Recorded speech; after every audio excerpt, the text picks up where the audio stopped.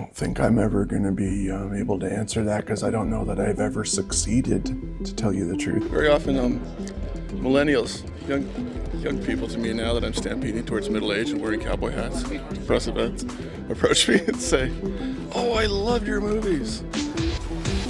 I was with this fantasy. Back in the 90s, Brendan Fraser wasn't just famous, he was Hollywood, but his disappearance wasn't some random career slump. There's still an inherent instinct in me that someone's going to walk in the room and like, "Hey, Fraser, get back in the dish pit," you know? And I hope that never leaves me. I never want to get too comfortable. Behind the smiles, the stunts, and the box office glory, there were secrets, whispers of betrayal, industry blacklisting, and a scandal powerful enough to bury one of Hollywood's most bankable stars. I was in the wilderness, and I probably should have left a trail of breadcrumbs. So what really happened to Brendan Fraser? Was it personal tragedy, professional sabotage, or something darker that no one dared to talk about until now? Let's find out. Back in the 90s, Brendan Fraser wasn't just famous. He was everywhere. Hollywood couldn't get enough of him. He had the looks of a matinee idol, the charm of a class clown, and the kind of physical energy you couldn't fake. From Encino Man to George of the Jungle to The Mummy, he was the total package. Funny enough to carry a comedy, heroic enough to lead a blockbuster, and humble enough to make fans feel like they actually knew him. If we can't duck this thing, we're gonna have to neutralize it. What we need is a picture.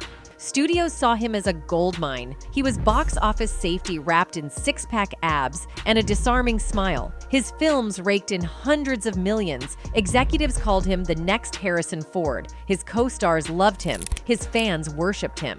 Brendan Fraser wasn't just a star. He was a brand, a rare kind of Hollywood magic that sold adventure, laughter, and heart in one perfect bundle. But the part no one talks about? Behind that charming, goofy exterior, Fraser was under pressure to stay perfect. The studio machine wanted him to be a superhero, not a human being. He was expected to be camera-ready 24/7, maintain impossible physical standards, and perform dangerous stunts for authenticity.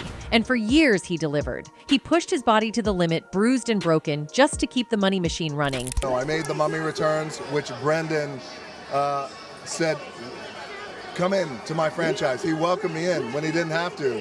And he did, and I never forgot it. And then he vanished. Almost overnight, the golden boy disappeared. No red carpets, no interviews, no big studio roles, just a sudden deafening silence. Hollywood, the same industry that once built him up, acted like he never existed. No one said why. There was no official reason. No scandal splashed across tabloids, no public meltdown. He didn't go to rehab, didn't get arrested, didn't even lash out at the press. He simply faded. You just keep making movies left and right, don't you?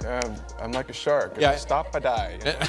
And in like big movies. And that's where the whispers began. Some claimed it was burnout, that he couldn't handle the fame. Others hinted at personal demons or unspoken Hollywood politics. But the most chilling theory? That someone or something wanted him gone, because Brendan Fraser didn't just fall off the radar. He was erased. Projects he'd been attached to suddenly recast him. Invitations to industry events stopped coming. Calls went unanswered. And for nearly a decade, one of the most beloved actors of the 90s became Hollywood's ghost story.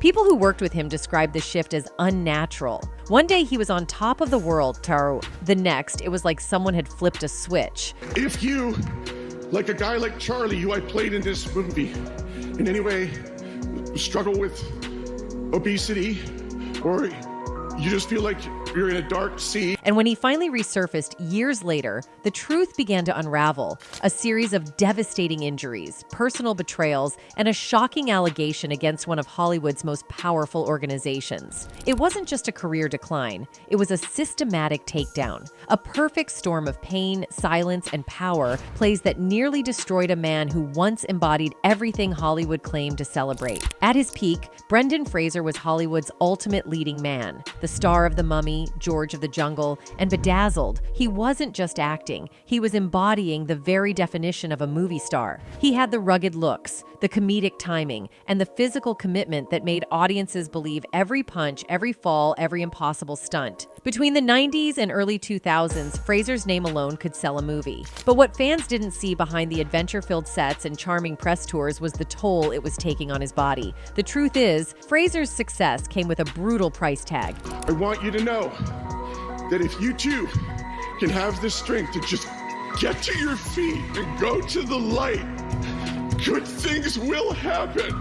He wasn't just the hero on screen, he was the hero behind the camera, too, insisting on doing his own stunts, whether swinging through trees half for George of the Jungle or sprinting through collapsing pyramids in The Mummy. Fraser gave everything he had, and then some. Directors loved it. Producers praised his dedication, but his body, it was quietly breaking down, one scene at a time. Over the years, he endured a terrifying list of injuries: shattered spinal discs, blown out knees, compressed nerves, and even vocal cord damage. He underwent a laminectomy, a spinal operation that didn't take the first time and had to be redone. Then came a partial knee replacement, followed by more surgeries to repair the damage. At one point, Fraser admitted he was in and out of hospitals for nearly 7 years, a staggering stretch of time for a man who was once one of Hollywood's most physically active stars. We have to run again and again and again through the sand with the bullets going off and everything, and the director's only instruction to me was, look cool and don't die. Action. Insiders called him a producer's dream, but a doctor's nightmare. Every new role seemed to add another scar, another strain, another reminder that being a Hollywood hero wasn't as glamorous as it looked.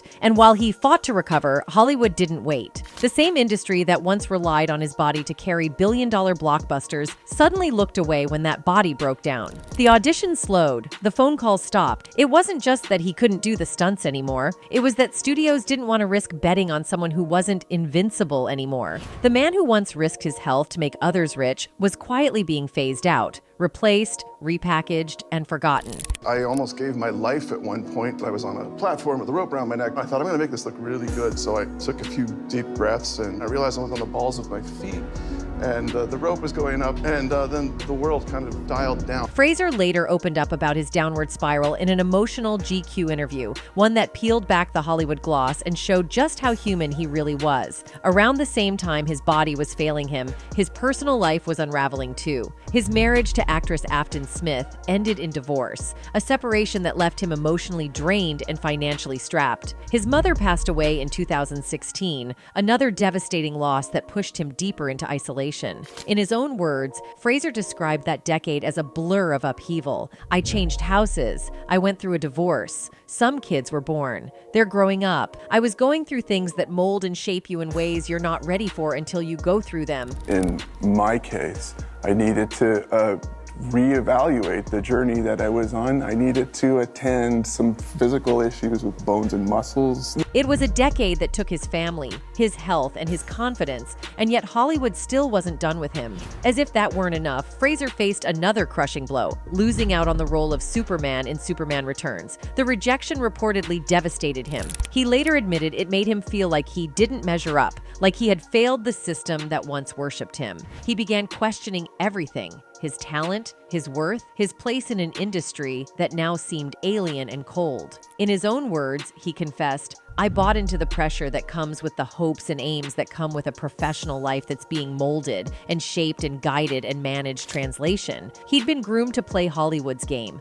until the game turned on him. You know, we're all growing older, and it also means you're growing a little bit wiser too. I wanted to work smart instead of work hard. He described his withdrawal from the spotlight not as a choice, but as a form of survival. That requires what they call thick skin, or just ignoring it, putting your head in the sand, or gnashing your teeth and putting on your public face, or just not even needing the public, ignoring, staying home, damn it. You know, not because I'm aloof or anything, but because I just felt I couldn't be a part of it. I didn't feel that I belonged. It's a heartbreaking confession, one that turns the shiny image of 2000s Hollywood on its head. The same machine that created him had chewed him up and spit him out, leaving him physically broken, emotionally scarred, and spiritually empty. Behind the awards shows and studio lights, Fraser's story reveals an uncomfortable truth about Hollywood, one few dare to say out loud. When you stop making money for the machine, you stop existing. I remember what the fundamentals that got drummed into me when I was a student in acting was it doesn't matter what you're saying verbally, It's the intention behind it. He wasn't scandalous. He wasn't difficult. He wasn't crazy. He was simply human. And that was enough for the industry to walk away. For years, Brendan Fraser disappeared into the shadows, not because he failed, but because he refused to play along with a system that demanded silence, perfection, and submission.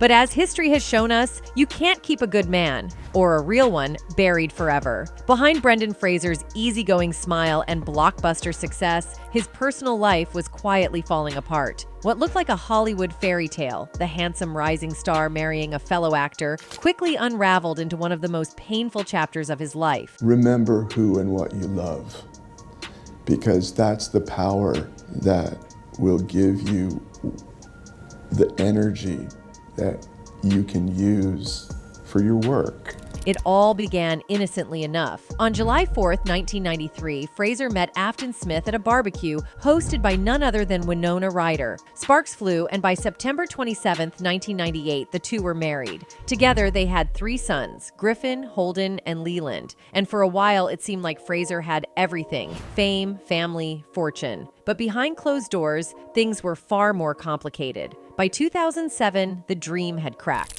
The couple sold their Beverly Hills home, and by year's end, their divorce hit the headlines. A messy, expensive split that quickly became tabloid fodder. Fraser was hit with a crushing financial order: $50,000 a month in alimony and another $25,000 in child support every single month. That's $900,000 a year just to maintain his obligations. For an actor whose career had already started to decline, it was devastating. An actor's life is always freelance. It's always kind of on the edge. So it's kind of like, if I say no to this, are they not going to hire me back for the next thing?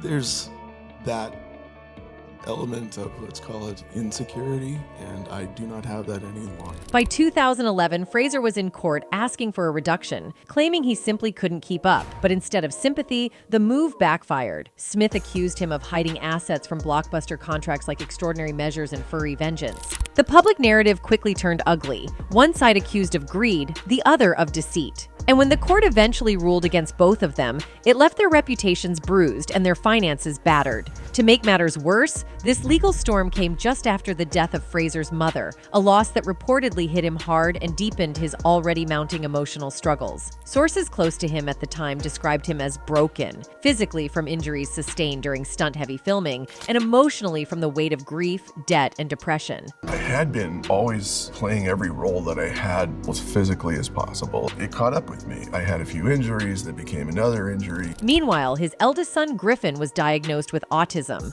something Fraser has spoken about with deep love and honesty, but also with a quiet heartbreak that only a parent in his position could understand. Despite the divorce, both Brendan and Afton were commended for being actively involved in their children's lives, though behind the scenes, friends say it took a toll that changed him forever. After years of turmoil, Fraser retreated from Hollywood entirely, settling into a quieter life in Bedford, New York, far from the spotlight that once adored him. But by 2022, there was a new chapter and a new face by his side. Jean Moore, a makeup artist, became the steady presence Fraser had long needed. When he won his Oscar for The Whale, he publicly thanked her, a full circle moment that brought many to tears.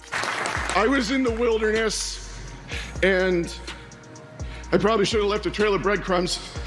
You know, but you found me? Still, Hollywood insiders whisper that the scars from his past haven't fully healed. The divorce, the financial squeeze, the emotional trauma, all of it shaped the Brendan Fraser we see today. A man who rose again, but not without being burned by the very system that once made him a star. And here's the thing. Some fans believe Brendan Fraser's downfall wasn't just bad luck or personal tragedy. They think it was engineered, that after his legal and emotional troubles, certain Hollywood elites found it easier to quietly erase him than to support him. It's all about how we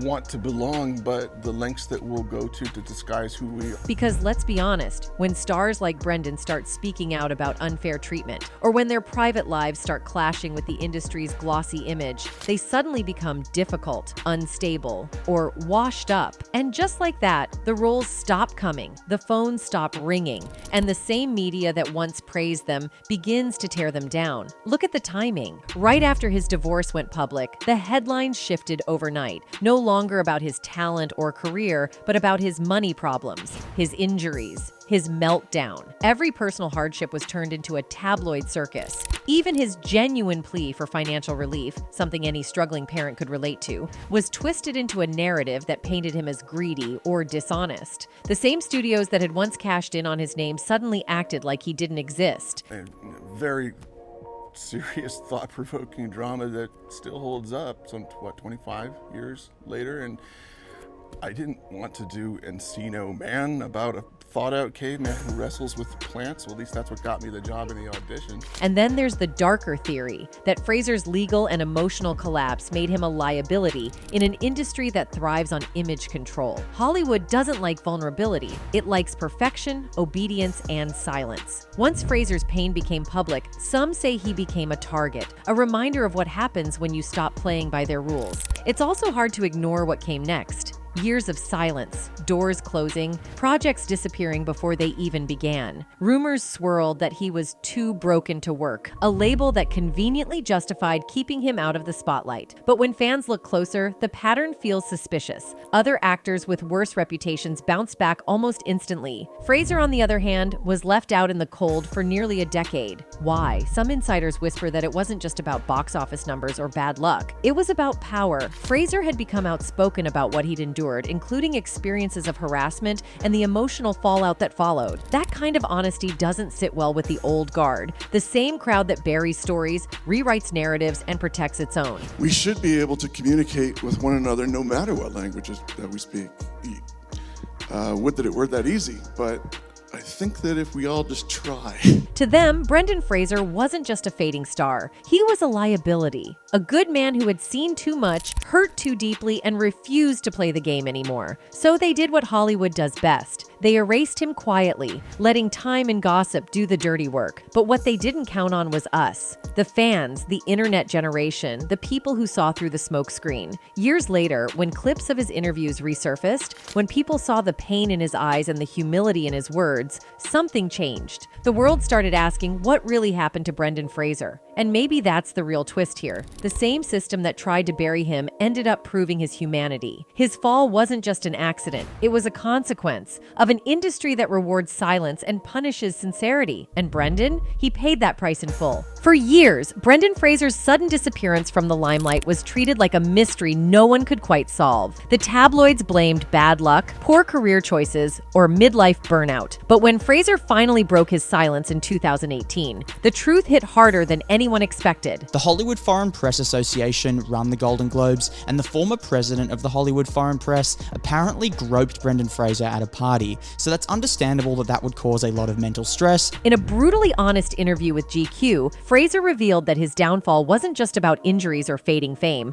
It was about power, silence, and one disturbing incident that shook him to his core. According to Fraser, in 2003, during a luncheon hosted by the Hollywood Foreign Press Association, HFPA, at the Beverly Hills Hotel, yes, the same elite organization that runs the Golden Globes, something unthinkable happened. Fraser recounted that Philip Burke, the HFPA's then president, reached out, grabbed his and touched him inappropriately. In Fraser's own words, his left hand reaches around, grabs my ass cheek, and one of his fingers touches me in the taint, and he starts moving it around. To come forward and say what I had to.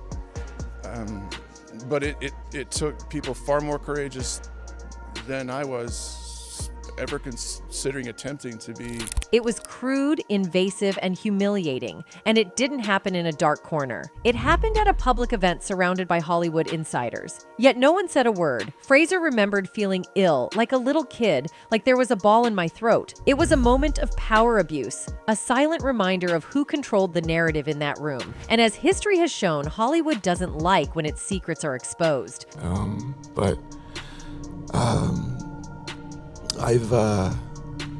I've relented a bit in recent years. When Fraser came forward, the reaction from the HFPA was disturbingly casual. Philip Burke called the entire incident a joke. The organization issued a statement claiming it was all a misunderstanding. But behind the scenes, Fraser's life changed almost immediately. After 2003, Fraser noticed something strange. The invitations stopped, the phone calls ended, and the once bankable star was suddenly nowhere to be found on studio casting lists. Point was made that, kid, diversity is important. I mean, there's a reason why there's a smiley mask and a frowny mask. Tragedy. He later admitted that he felt blacklisted, quietly pushed out of Hollywood's inner circle. The same doors that once opened effortlessly for him were now slammed shut. It wasn't a loud public cancellation. It was a quiet, methodical erasure, the kind that only happens when someone powerful decides you're a liability. And Fraser wasn't imagining it. His decline coincided almost perfectly with the aftermath of that luncheon. While his contemporaries, Matt Damon, Ben Affleck, and Dwayne Johnson, were climbing to superstardom, Fraser was being written off as difficult, unreliable, or past his prime. Hollywood had turned its back on him, not because of scandal, but because he dared to speak up about one. I always wanted to stretch and grow. You're always going to find some common thread in an actor's performance through their career. Fraser's story peeled back one of Hollywood's darkest layers, the Whisper Network, a shadowy, unspoken code where insiders know who's protected, who's untouchable, and who's been marked. Actors, producers, and even journalists talk, but not publicly. And for years, that invisible power structure kept people like Philip Burke untouchable. The HFPA wasn't just a social club, it was the gatekeeper of awards, prestige, and access. To challenge it was to risk exile. Fraser's admission made fans and fellow actors question just how deep that corruption went. How many careers were quietly destroyed behind closed doors? How many victims stayed silent because they saw what happened to him? Who stood together, spoke their truth, and inspired me to do the same. And remember, this was years before the Me Too and Time's Up movements took off. Fraser didn't have the safety of a collective voice. He was alone, and the cost of speaking up was devastating. While he didn't name names beyond Burke, insiders have long hinted that Hollywood's elite closed ranks after the accusation. One executive even allegedly referred to Fraser as radioactive, a word that says everything about how uncomfortable truth can make powerful people. What makes Fraser's story so disturbing isn't just the assault. It's what it reveals about how Hollywood punishes victims. When women came forward years later with their own stories against moguls and executives, the world saw the same pattern play out: discredit, isolate, erase. In recent years, because the industry has changed so much from formats to formats, from analog to digital in its way that's almost like horse and cart to combustion engine. Fraser's experience fit that mold perfectly, long before anyone dared to call it out publicly. His emotional breakdown, his reclusiveness, his depression, they weren't signs of weakness. They were symptoms of a system designed to crush anyone who threatens the illusion. And perhaps the most haunting part? When the HFPA finally issued a lukewarm apology years later. It wasn't out of guilt, it was damage control. Because by then, the tide had turned. Hollywood's dirty secrets were starting to leak, and Brendan Fraser's story was proof that silence has always come at a price. Even now, fans debate whether Fraser's exile was a coincidence or a calculated move, but the timeline speaks for itself. The alleged assault in 2003, the vanishing act that followed, and the decade-long silence from the very industry that once celebrated him. We need to get with the wave, or you'll be crushed by it. And in Hollywood, image is everything, and Brendan Fraser had shattered the illusion. He didn't just expose a single man's misconduct, he exposed the fragile ecosystem of power and fear that runs beneath the red carpets and acceptance speeches. So was he blacklisted? Maybe no one will ever say it out loud. But the evidence is hard to ignore. One thing's certain, Brendan Fraser didn't disappear because he lost his talent. He disappeared because he made the mistake of being honest in a town built on lies. By the late 2000s, Brendan Fraser, once the face of blockbuster adventures like The Mummy and George of the Jungle, had all but vanished from the public eye. Hollywood had a new generation of leading men, and Fraser, the guy who once embodied heart, humor, and heroics, we're able to tell stories over many chapters rather than inside the parameters of 120 minutes or so. I mean, right. And they each have the pros and cons. Was suddenly nowhere. The tabloids had a field day. They mocked his changing looks, zoomed in on his surgeries, and labeled him washed up and broken. But what they didn't do was ask why. Nobody wanted to admit that maybe this wasn't just a case of fading fame. Maybe it was something darker. Behind the smiles and stunts, Fraser was physically wrecked. Years of punishing action scenes left him needing knee replacements, spinal surgeries, and vocal cord repair. While other actors had stunt doubles, Fraser often insisted on doing doing it himself, and his body paid the price. But the physical pain was only half the story. When he began speaking out about the pressure, exploitation, and mental toll of Hollywood, things got strangely quiet. The interviews stopped, the invitations dried up. What's essential is finding something that we It's almost like someone, somewhere flipped a switch. The moment Fraser stopped being marketable, stopped being the grinning, shirtless hero, the industry turned its back. When he gained weight and showed vulnerability, they didn't see an actor healing. They saw a liability. He was no longer a product they could sell, and in Hollywood, that's the ultimate sin. And then came the whispers, the kind of whispers that get people blacklisted. Some fans started connecting the dots. His revelation about being allegedly assaulted by a top Hollywood insider, his exclusion from the Golden Globe circuit, and the sudden disappearance of offers from major studios. The timing was just too perfect to ignore. Right after he spoke up, he was quietly pushed out. No public feud, no scandalous headlines, just a career that mysteriously evaporated overnight. Truthfully, I've been so fortunate to have had a broad range of Industry gossip hinted that powerful people behind the scenes wanted to protect their own. The same organizations that built him up were the ones now keeping him out, shutting doors, canceling meetings, and whispering he's not stable behind closed doors. Fraser had gone from bankable star to industry risk, not because he failed, but because he refused to stay silent. And that's what made it all so suspicious. Other actors with messy reputations, arrests, scandals, even crimes, were still getting second chances, red carpets, and massive deals. But Fraser? He was treated like a ghost. No controversies, no crimes, no outbursts, just silence. Almost like he had crossed a line invisible to everyone but those at the top.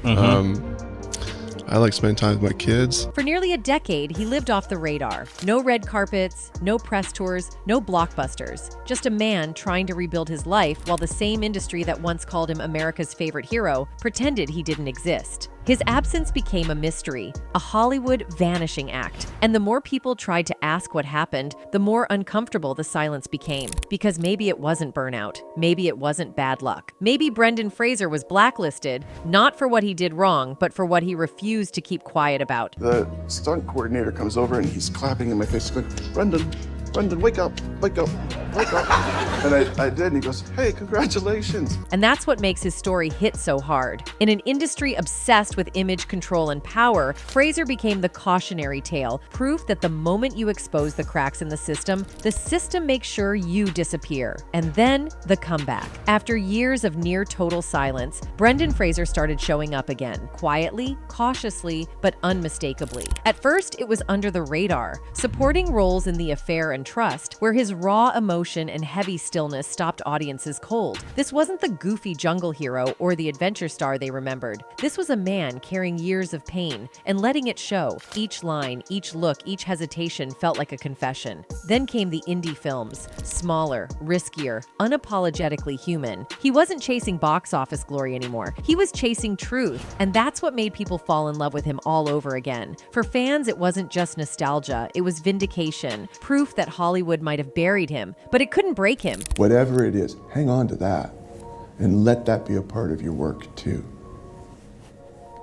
But keep it a secret. Clips of him crying at fan conventions went viral. You could feel the gratitude in every smile, the disbelief that the world still cared. Social media crowned it the Brenaissance, a full-blown cultural resurrection. Hashtags, fan art, tribute videos, the internet practically rebuilt the career Hollywood destroyed. But behind the viral moments, some wondered, was this sudden outpouring of love truly organic? Or was the industry trying to rewrite its guilt? Then came The Whale, 2022. Darren Aronofsky's brutal, unfiltered character study that ripped open every wound Fraser had ever carried. He didn't just play Charlie, the reclusive English teacher drowning in grief and regret. He became him. You could see the years of exile, the heartbreak, the humiliation, all of it, bleeding through the screen. Critics called it the performance of a lifetime. Audiences called it redemption. But for Fraser, it looked like therapy and maybe closure. And then came that Oscars moment. Brendan Fraser standing under the spotlight that had once burned him, tears in his eyes, clutching the golden statue Hollywood swore he'd never hold again. It felt poetic, it felt righteous, it felt like justice.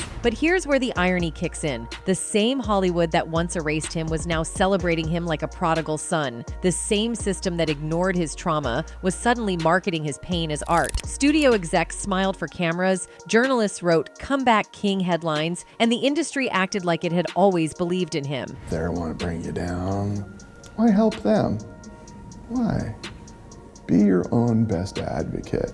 You know? You don't have to tell anybody you're doing it. You don't. And that's the part that stings. Because for years, Brendan Fraser's truth was inconvenient. It didn't fit the narrative. But once the world rallied behind him, Hollywood followed suit, pretending to be the hero in a story where it had always been the villain. So yes, Brendan Fraser's return is triumphant, but it's also a warning. In Hollywood, redemption is never free. The applause always comes with strings. In his personal life, things are finally starting to align. And for once, in the best possible way. Brendan Fraser, the man who once disappeared into the shadows, now walks red carpets again with a calm, grounded confidence that only comes from surviving the storm. At his side is Jean Moore, not a Hollywood power player or PR prop, but a real partner, a makeup artist who met him long after the fame, long after the money, and long after the world had turned its back. She didn't fall for the movie star, she fell for the man trying to rebuild himself, and that's what makes their connection so real. They've appeared together at major events like the Venice International Film Festival, the BAFTAS, and the Oscars, but it's never felt staged. Cameras catch them laughing, holding hands, whispering, and just existing in a way that feels refreshingly normal. Fans noticed. This wasn't the same Brendan Fraser from the tabloids. This was someone who had learned to live again. Softer, slower, but stronger. And that's what makes this chapter so powerful. After decades of public humiliation, loss, and silence, Fraser isn't chasing fame anymore. Fame is chasing him, but this time, he's dictating the pace. He's showing up on his own terms, choosing authenticity over image, peace over performance. We're gonna understand each other a little bit better. Of course, that hasn't stopped Hollywood from trying to reclaim him. The same studios that once ghosted him now scramble to attach his name to prestige projects. The same award shows that ignored his pain now use his redemption arc for clicks and ratings. It's the oldest Hollywood trick in the book, turning a man's suffering into marketable sentiment. But Fraser doesn't bite. He doesn't play the game anymore. When he steps onto a red carpet, it's not to please the machine. It's to thank the people who believed in him when the machine chewed him up, his fans, his kids. Jean. It's a poetic kind of justice, the kind that doesn't need special effects or studio budgets. Once mocked, once discarded, Brendan Fraser now commands standing ovations, not for the character he's playing, but for the courage it took to simply show up again. He's no longer the goofy jungle hero, the mummy slayer, or the box office darling. He's something rarer in Hollywood, a man who found peace without permission. And this time, when the applause echoes, it's not for a performance. It's for the man himself, the survivor who refused to stay silent, even when the world stopped listening. Brendan Fraser's story isn't just another Hollywood redemption arc, it's a reckoning. His rise, fall, and resurgence pulled back the velvet curtain on an industry built on illusion. An industry that worships fame, but sacrifices people. For decades, Hollywood sold us a fantasy that success equals happiness, that stars are untouchable, that the spotlight is salvation. But Fraser's journey shattered that illusion in real time. What happened to him? The injuries, the betrayal, the blacklisting, the silence revealed something most fans never wanted to believe, that the same system that creates stars also destroys them when they stop serving the narrative. Brendan Fraser wasn't just forgotten, he was erased. And when he finally came back, the industry had no choice but to clap, not out of love, but out of guilt. His comeback didn't just inspire audiences, it forced Hollywood to look in the mirror. It made journalists question the cruelty of their own headlines. It made fans reevaluate how easily we consume pain as entertainment, and it made the power players squirm, because Fraser's return wasn't about image control or brand revival. It was about accountability. He didn't come back with revenge. He came back with grace. No tell-all scandals, no petty call-outs, just vulnerability, authenticity, and a quiet strength that cut deeper than any blockbuster. That's why his triumph hit so hard. It wasn't engineered by studios or publicists. It came from the one thing Hollywood can't fake: humanity. That's it for today. See you in the next video. Until then, goodbye.